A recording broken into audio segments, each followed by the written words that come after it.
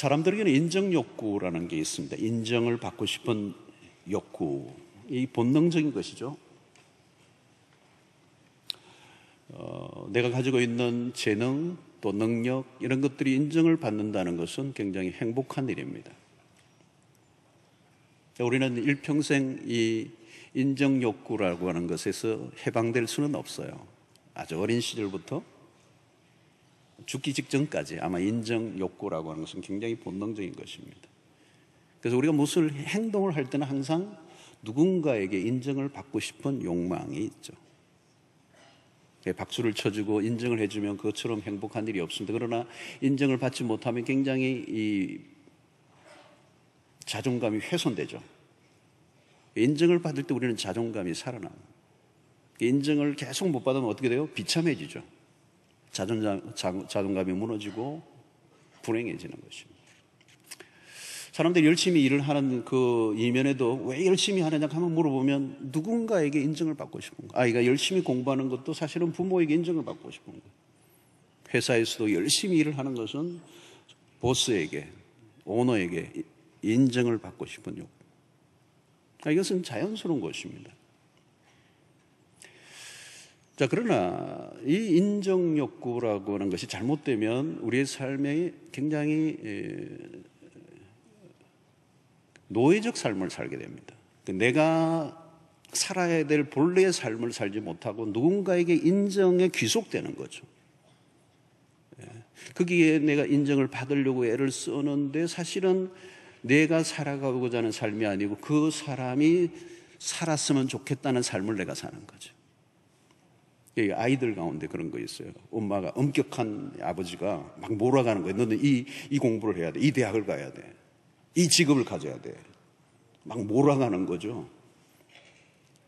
그러니까 부모가 원하니까 그 길을 간 거예요. 공부도 열심히 하고. 그래서 인정을 받고 아버지에게 인정을 받고 싶어서 그 길을 가는데 사실은 나는 행복하지 않은 거죠. 내가 살고 싶은 인생이 있는데 아버지가 설정해 놓은 그리로 막 하니까 아버지에게 인정을 받기 위해서 노력을 하지만 사실은 내 안에는 불만이 있는 거죠. 어느 날 내가 노력했어요. 그 자리에 갔습니다. 아버지가 원했던 그 직업도 가졌고 잘 살아요. 괜찮아요. 근데 내 안에는 뭐가 있어요? 분노가 있어요. 분노가. 앵거가 있어요. 내가 원했던 길이 아니에요. 아버지가 인정을 해주는 그 길을 내가 가고자 했거든. 근데 사실 내 안에 사회적으로는 이루어졌지만 내 안에는 행복함이 없는 것입니다. 근데 여전히 내가 살고자 했던 그 인생은 따로 있는 거죠. 자, 오늘 1편의 시편 1편에서 나오는 악인의 모습이 우리가 뭐로 계속 보았습니까? 악인의 모습을 가장 잘 표현하는 것이 바람에 나는 겨와 같도다 그랬습니다. 바람에 나는 겨가 어떤 것입니까, 여러분? 그냥 방향 없는 거거든요. 정신없이 돌아다니는 거예요.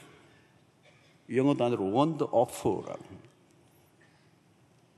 그냥 왔다리 갔다 하는데 그 삶은 매우 산만한 삶이에요. 중심이 없는 거죠. 내가 살아야 될 삶의 방향과 목적이 없는 거예요. 있다면 뭐예요? 다른 사람이 만들어내는 설정해놓은 기준, 사람들의 평가에 내 삶이 그냥 휘둘리는 거예요. 뭘 하나를 해도 내가 스스로 하나님의 말씀 앞에 결정하고 행동하는 것이 아니라 주변의 시선, 집을 하나 사든 차를 하나 사든 뭐 직업을 하나 구하든 뭘 하든 주변의 시선에 내가 종속되어 있는 것입니다. 그러나 여러분, 주변의 평가라고 하는 것은 늘 변하는 거거든요. 어떤 때는 내가 인정을 받을 수도 있지만 어떤 때는 다른 사람에게 옮기는 것이고 어떤 때는 인정을 받다가 어떤 때는 그게 비난의 요소가 될 수도 있는 거고. 잠언 14장 12절에 이런 말씀이 있습니다. 어떤 길은 사람이 보기에 바르나 필경은 사망의 길이니라. 사람들이 보기에는 바르라, 사람들이 보기에는 멋있어요, 사람들이 보기에는 화려해요, 성공이에요. 그런데 필경은 사망의 길일 수 있다. 사람이 보기에 여기 중요한 건 이거예요. 어떤 길은 사람이 보기에, 사람에게 내가 어떻게 보여질 건가. 이사야 53장 6절에서는 우리는 다 양 같았어. 우리의 존재를 이렇게 표현한, 우리는 다 양 같아서 그릇 행하여 각기 제 길로 갔거늘. 각기 제 길로 갔거늘. 여러분, 삶의 중심을 놓쳐버린 인생은 이리저리 돌아다닙니다. 분주하긴 한데 목표가 없습니다. 사람들이 인정을 바라고 하지만 그 인정이라고 하는 것이 쉽지도 않을 뿐만 아니라 인정을 받았다 할지라도 그 인정은 한순간에 다 지나가 버린 거예요. 여러분, 이 세상에서 인정을 받는 거라는 건요, 한순간이에요. 한순간 붕 하다가 어느 날 벚꽃처럼 사라져버려요. 아, 벚꽃 보면서 참 은혜가 많이 돼요. 한순간이에요. 잘 나가네 어쩌네 뭐 그런데 한순간이에요. 한순간. 박수를 보내고 환호를 보내고 인기가 올라가고 벚꽃이에요.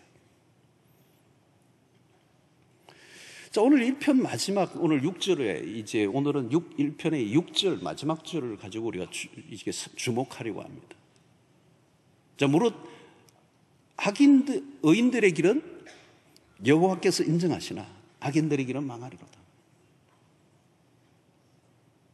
여러분, 이 의인들의 길은 여호와께서 인정하신다. 자, 1절에 복이 있는 사람은 6절에 여호와로부터 인정받는 것으로 결론이 나오고 있습니다. 복 있는 자는 누구냐? 결론은 뭐예요? 여호와께 인정을 받는 사람. 의인들의 길은 여호와께서 인정하시나. 여러분, 복 있는 사람이 누군가 하면 하나님께 인정을 받는 사람이에요. 악인들의 결과가 다 반대가 되죠. 악인은 하나님의 시선에 배제되어 있는 인생이에요. 그래서 5절에 보면 그러므로 악인들은 심판을 견디지 못하며 악인들은 스스로 심판을 견딜 수 없는 것. 죄인들과 의인들은 엄격히 구분됩니다. 삶의 성패는 무엇으로 마무리됩니까? 여호와께 인정을 받는 것. 자, 여러분, 오늘 우리의 신앙에서 매우 중요한 것은 뭐냐면 우리가 하나님을 아는 것입니다. 그리고 신앙의 열심 가운데 매우 중요한 것은 우리가 하나님을 알아가는 열심이 필요해요. 우리의 믿음이 자라는 것은 하나님이 누구이신지 아는 만큼 우리의 믿음이 자라거든요. 우리가 성경을 왜 계속 연구하느냐 하면 하나님이 누구이신지를 알아야 되잖아요. 하나님이 누구이신지 모르는데 우리가 어떻게 믿습니까? 그 믿음은 하나님을 아는 만큼 더 깊어지는 것이죠. 그래서 우리의 신앙에 매우 중요한 열심은 일평생 우리의 신앙에는 뭐냐? 하나님을 알아가는 여행이다. 이렇게 표현을 해요. 그러나 그것보다 더 중요한 게 하나 있어요. 우리가 하나님을 아는 것보다 하나님이 우리를 아시는 게 더 중요해요. 우리는 하나님을 아는데 하나님은 나 모른다 그러면 끝나는 거잖아요. 하나님이 우리를 모르시면 우리는 갈 데가 없어요. 하나님이 우리를 아시는 거. 그냥 아는 게 아니라 깊이 아시는 거. 내 이름을 아시는 거. 내 형편과 내 생각과 내 삶의 모든 걸 아시는 거. 성도 여러분, 하나님은 우리를 사람을 평가하실 때 그냥 평가하시는 분이 아니에요. 충동적으로, 그냥 감정적으로. 하나님은 매우 세심하게 사람을 살피시고 평가하시는 분입니다. 잠언 15장 3절을 보면 여호와의 눈은 어디 쓰든지 악인과 선인을 감찰하시느니라. 시편 17편 3절을 보니까 주께서 내 마음을 시험하시고 밤에 내게 오시어서 나를 감찰하셨으나, 이런 표현을 쓰고 있습니다. 그러니까 하나님은 하나님의 말씀을 사랑하고 하나님의 말씀을 절구하고 그 말씀을 주야로 묵상하는 자의 삶을 아신다는 거예요. 그러니까 오늘 여기에서 의인은 여호와께서 인정하신다는 이 의인은 2절의 말씀과 연결이 되는 겁니다. 하나님의 율법을 즐거워하고 그 율법을 주야로 묵상하는 자, 그가 복 있는 사람이고 그를 인정하신다는 거예요. 자, 여러분, 그러므로 오늘 하나님이 인정하시는 삶은 어떤 것이냐? 그 삶의 기준이 하나님이라는 것입니다. 갈라디아서 1장 10절을 보면 이제 내가 사람들에게 좋게 하랴 하나님에게 좋게 하랴 사람들에게 기쁨을 구하랴 내가 지금까지 사람들의 기쁨을 구하였다면 그리스도의 종이 아니니라. 성도 여러분, 오늘 우리 시대는 매우 이 세속 사회, 하나님 반하나님적인 문화 안에 우리가 살아가고 있습니다. 굉장히 이 세속화의 급류가 굉장히 빨라요. 잘못된 기준들이 우리를 매우 유혹합니다. 문화적 탕류가 굉장히 심해요. 어떤 기준들이, 세상에 만들어 놓은 기준들이 영향력 있게 그리스도인들에게 그리스도인의 삶의 기준을 흔들어 놓는, 정신을 차리지 않으면 어디론가 바람에 나는 겨처럼 떠내려갈 수밖에 없는 시대를 우리가 살고 있습니다. 정신을 차리지 않으면 그래요. 한국 사회는 특별히 충동적인 면이 많아요. 그냥 막 몰려들이는 이 충동성이 있는 문화. 이런 문화 속에서 하나님의 백성으로서의 정체성, 고유한 태도를 지키며 살아간다는 것은 매우 어렵습니다. 악인들의 꾀가 얼마나 솔깃하게 들리는지, 죄인들의 길에 서고 싶은 유혹이 얼마나 많은지, 오만한 자의 자리에 앉게 될 수 있는 가능성이 얼마나 많은지, 한순간에 눈을 감으면 절호의 기회가 찾아올 수 있는 그런 순간을 맞을 때가 얼마나 많은지. 여러분, 최종적인 판결자는 하나님이십니다. 사람들로부터의 인정이나 인기는 한순간이죠. 잠깐 지나가는 것입니다. 많은 사람들로부터 인정을 받는다 할지라도 하나님에게 인정을 받지 못한다면 그것은 실패죠. 성공과 실패를 가늠하는 것은 사람이 아니라 하나님이십니다. 여러분, 하나님에게 인정받는 삶을 살려고 하면 사람들의 시선과 말에 휘둘리지 않아야 한다는 것입니다. 사람들의 말에 휘둘리지 않으려고 하면 어떻게 해야 됩니까? 바로 그것이 하나님의 말씀을 주야로 묵상하는 거랍니다. 주야로 묵상하지 않으면 우리는 순간적인 성공과 그런 세상적인 자랑과 인기에 흔들릴 수밖에 없다는 것입니다. 그러므로 우리가 경계할 것은 일상의 분주함 속에서 하나님의 말씀이 뒷편으로 밀려나지 않도록. 교회를 다니다 보면 여러분 누구나 성경을 가지고 있고 성경에 대해서 조금 어느 정도 다 알고 있습니다. 그러나 매우 위험한 것은 뭘까요? 피상성입니다. 가볍게 알고 있는 거죠. 그 말씀이 내 영혼에 깊이 뿌리를 내리지 않는. 여러분, 하나님의 말씀이 내 영혼에 깊이 뿌리를 내리지 않으면 길을 잃습니다. 여러분, 오늘날 얼마나 많은 사람들이 그토록 분주하게 살아가는 이유가 뭘까요? 내면의 말씀의 중심이 잡혀져 있지 않기 때문에. 그래서 우리 시대의 특징을 가벼움이라고 그래요. 여러분, 말씀 묵상이 생활에 된 사람들의 특징은 다릅니다. 시류에, 사람들의 평가에 영향을 받지 않아요. 언제 보아도 안정감이 있고요, 무게가 있고요, 요동치지 않고요, 불안하지 않아요. 사람들이 알아주지 않아도, 인정해주지 않아도 이겨낼 수 있는 힘이 어디에서 오는 것입니까? 하나님의 말씀을 평소에 붙들고 살아가는 사람들. 시편 1편이 강조하는 것이 뭘까요? 여러분, 하나님과의 교제예요. 말씀 묵상을 통한 하나님과의 교제를 통하여 내 삶을 붙들어주는 힘이 하나님과의 관계 안에서 나온다는 것입니다. 그래서 요한복음 15장 7절을 보십시오. 너희가 내 안에 거하고 내 말이 너희 안에 거하면 무엇이든지 원하는 대로 구하라. 그리하면 이루리라. 딴 거 아무 생각할 거 없어요. 삶의 안정감은 어디에서 오느냐? 하나님의 말씀에 근거해야 된다는 것입니다. 말씀 묵상의 축복이 무엇입니까? 여러분, 말씀은요, 우리를 그리스도로 인도해요. 성경의 초점은 어디에 있느냐면 그리스도예요, 여러분. 왜 신약과 구약을 얘기합니까? 신약은 그리스도가 오신 다음, 구약은 그리스도 오시기 전에. 그러니까 성경의 중심은 그리스도예요. 그리스도에 대해서 얘기하는 거예요. 그리스도가 아니면 하나님께로 갈 수가 없어요. 그리스도가 아니면 하나님을 알 수도 없어요. 그래서 우리가 하나님의 말씀을 묵상하는 것은 그리스도를 묵상한다고 해도 다르지 않아요. 창세기부터 요한계시록까지 그리스도로 가득해요. 우리는 성경을 묵상하면서 그리스도를 묵상하는 것이고, 그리스도가 누구이신지, 그리스도가 걸어가셨던 길이 어떤 길인지를 묵상을 통하여 우리가 그 길을 따라가기를 원한 거죠.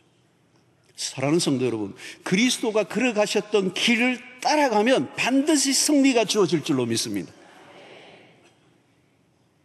그리스도가 걸어가셨던 길은 어떤 길입니까, 여러분? 딱 하나예요, 사실은. 십자가예요. 그리스도가 지상에 오셔서 하셨던 그 길의 모든 초점은 그리스도의 십자가에 다 초점 맞춰져 있어요.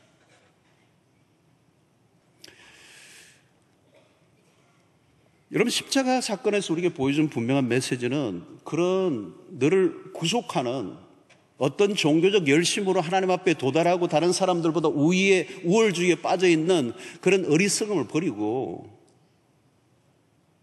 그리스도에게로 나오라는 것입니다. 그래서 여러분 마태복음 11장 28절로 30절 말씀, 예수님이 하신 너무 위대한 복음이죠. 수고하고 무거운 짐진 자들아, 그 말도 안 되는 그런 너의 열심과 노력으로 나에게 오려고 했던 그 모든 것 다 내려놓고 그냥 그 수고하고 무거운 짐 벗어버리고 내게 와. 내가 너희를 쉬게 하리라. 여러분, 복음은, 그리스도는, 십자가는 우리의 모든 무거운 짐들을 다 벗겨주셔요. 교회 오면요, 쉼이 있어야 돼요. 쉼이. 여러분들이 어떤 것으로도 구속하려고 하는 그것은 복음이 아니에요. 내가 너희를 쉬게 하리라. 어떤 분은 교회 올 때 이렇게 불안해하는 분들이 계세요. 하나님하고 눈 마주치면 굉장히 아프리카로 막 보내고 막 헌금 요구하고 나를 막 굉장히 희생시키려고 하는, 내 큰아들 막 바치라 할까 하고 그래서 가급적이면 눈 피하고 다니는 거죠. 여러분, 복음은 우리를 쉬게 하는 거예요. 나는 마음이 온유하고 겸손해 나의 멍에를 배우고 내게 배우라. 그리하면 너희 마음이 쉼을 얻으리니. 레스팅, 안식이에요. 여러분, 때로는 우리가 사람들의 시선으로부터 비껴날 때가 있습니다. 내가 수고한 대로 인정을 받지 못할 수가 있습니다. 저도 마찬가지죠. 이렇게 무대에서 강단에서 설교하고 뭐 이렇게 할 때 있지만 언제나 이렇게 하겠어요, 여러분? 언젠가는 역사 속에 사라져야죠. 묻혀야죠. 여러분, 십자가는 뭐예요? 사라지는 훈련이에요.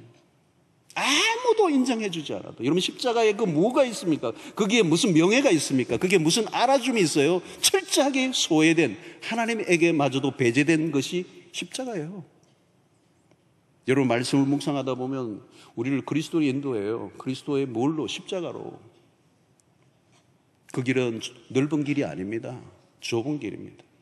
그래서 하나님의 말씀대로 살아가다 보면 때로는 내가 원하던 길이 아닌 전혀 다른 길로 인도하세요.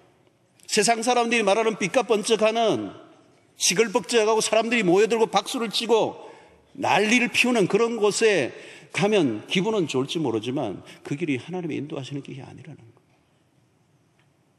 묵묵히, 아무도 알아주지 않지만 묵묵히 그 자리에 머물러 있는, 박수도 없고 인정도 없고 사람들의 대우도 없어도 그 길을 걸어갈 수 있는 힘, 그게 말씀 묵상을 통하여 주님이 이끄시는 길, 그 길을 하나님이 인정하신다는 거예요. 여러분, 오늘 이 시편 1편이 기복주의로 가지 않아야 돼요. 3절의 말씀처럼 시냇가에 심은 나무가 철을 따라 열매를 맺으며 그가 하는 모든 일이 다 형통할 것이다. 이 형통이라는 단어를 오해하지 말아야 된다는 거예요. 남들이 보기에, 남들이 시선에 굉장히 괜찮은 모습으로 살아가는 것이 우리의 목표가 아니에요. 형통이라는 단어는 하나님의 뜻이 이루어지는 걸 말해요. 그리스도에게는 그것이 십자가의 길이었습니다.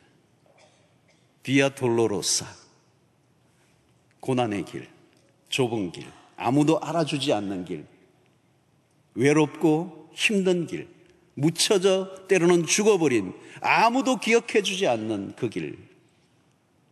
그러나 딱 한 분이 인정해 주시는 인생, 하나님. 의인 여호와께서 인정하시나. 여러분, 승리의 인생은 딴 게 아니에요. 하나님이 알아주셔야 돼요. 천만인이 알아준다 할지라도 하나님이 알아주셔야 돼요. 때로는 힘들고 어려워서 내 인생이 잘 풀리지 않은 것 같지만 내 말씀을 따라 걸어왔던 이 길, 그 길이 때로는 힘들었지만 하나님이 내 손을 언젠가 들어주시며 잘했다. 내가 너의 길을 인정한다. 여러분, 우리가 속지 말아야 합니다.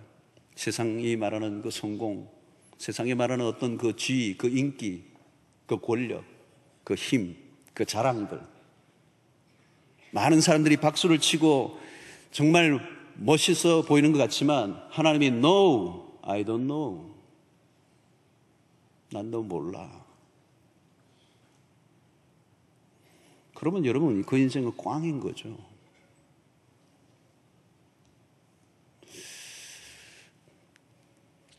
여러분, 우리가 매일 하나님의 말씀 묵상해야 하는 이유가 무엇입니까? 사람들의 소리가 아니에요. 하나님의 음성의 귀를 기울여야 돼요.